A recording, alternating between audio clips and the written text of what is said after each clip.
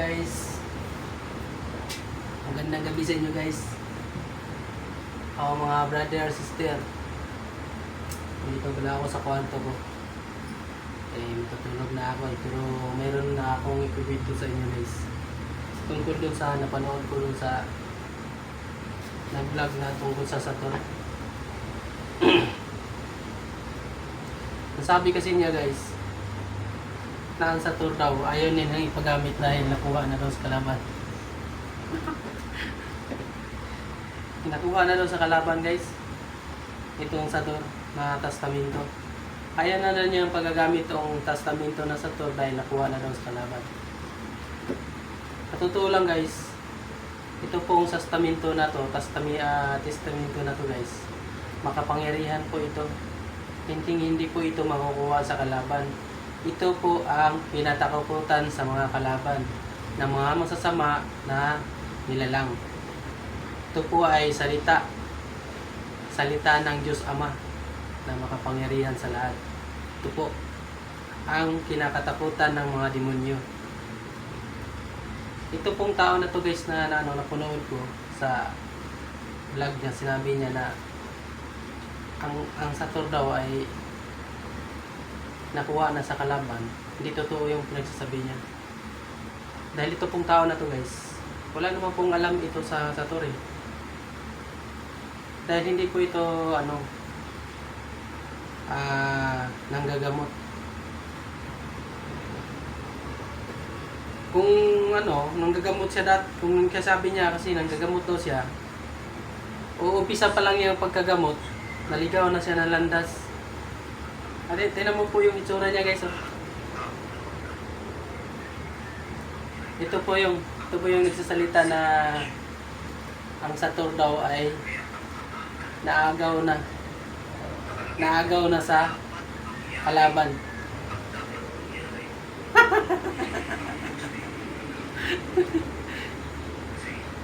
Ang pangalan po niya guys ay Ray.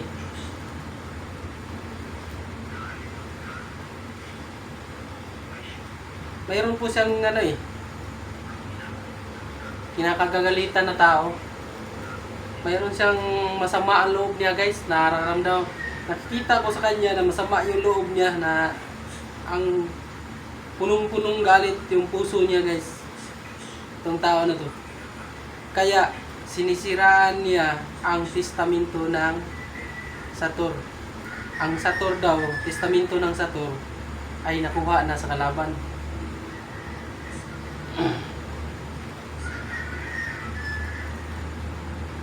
Alam mo kung sino ka man, Ari. Ito lang masabi ko sa iyo, Ray, huwag kang sana magalit sa akin. Ay itong yung sinasabi mo na na nakuha na sa kalaban ng testamento ng Saturn. Wala kang alam sa Saturn. Hindi mo alam yung nakapaloob dito. Hindi mo alam. Kaya bago ka magbitaw ng mga salita sa tungkol sa Saturn, isipin mo muna bro. Kasi baka mapapahiya ka lang eh. Mapapahiya ka sa mga pinagsasabi mo. Alam mo bro, Ray, hindi ka pa na tao, nandiyan na yung Saturn. Hindi ka pa sinilang. Hindi ka pa sinilang sa mundo. Ang Saturn, andyan na yan. Kumbaga, nakuha na raw ng demonyo ang Saturn guys. Baka siya yung nakuha ng demonyo guys. Ito, tingnan mo. Tingnan mo yung mukha niya guys. Baka ito yung nakuha ng demonyo. Siya yung nakuha ng demonyo. Kasi sa mukha pa lang niya, punong-puno siya sa inggit sa kagalit. Ayaw niya na matutong mga tao magkamot guys. Sabi niya, tatlo lang daw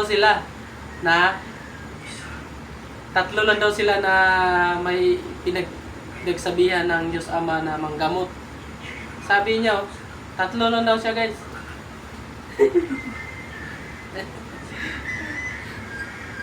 Tatlo lang daw sila.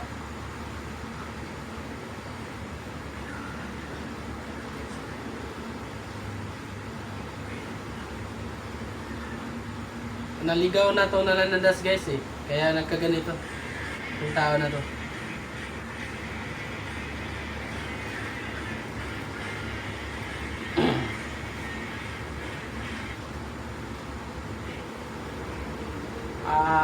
Tungkol naman doon sa ano na yon, na kung mapanood nyo po yung ano niya, huwag po kayong maniniwala dito sa pinagsasabi nito po kasi wala po itong alam sa pagdating dito sa spiritual, ikumbatan. Kumbaga, yung kaalaman po niya, bago pa lang siya natuto maggamot-gamot, bago pa lang siya matuto. Bago pa lang siya natuto, pero naligaw na siya ng landas. Hindi niya alam yung pinagagawa niya. Kung ano yung pinagagawa niya o kung ano yung nasa isip niya. Kaya ganito po ang sinabi niya.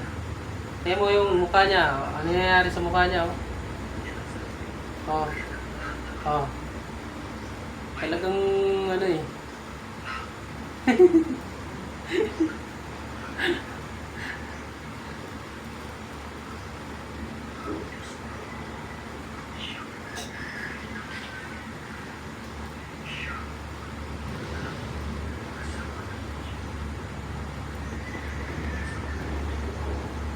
Sinisiraan niya guys yung testamento ng Saturn.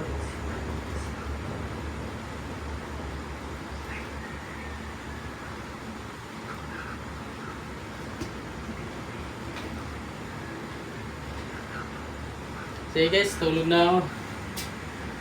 Kaya inaantok na po ako eh.